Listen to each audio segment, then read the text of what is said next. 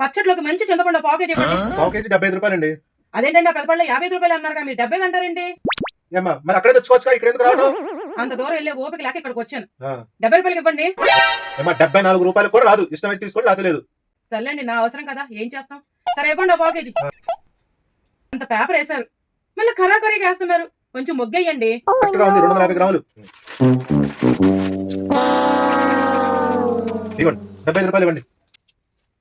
ఇదిగోండి 70. నేను 55 అనుకుని తెచ్చాను. 5 రూపాయలు ఈసారి వచ్చినప్పుడు ఇస్తానండి. మర్చిపోకండి ఇవ్వండి. ఏదో తేడాగా ఉందేంటి? ఏంటమ్మా ఏం చేస్తున్నావు? అదిగో చూడండి, పేపర్ వరకు 10 గ్రాములు తగ్గింది. ఈ పేపర్ వద్దు కానీ ఆ మిగతా చింతపండు వేసేయండి, పచ్చట్లోకి సరిపోయేలాగా లేదు. పేపర్లో పట్టుకెళ్ళకుండా ఎలా పట్టుకెళ్తావు చెప్పు.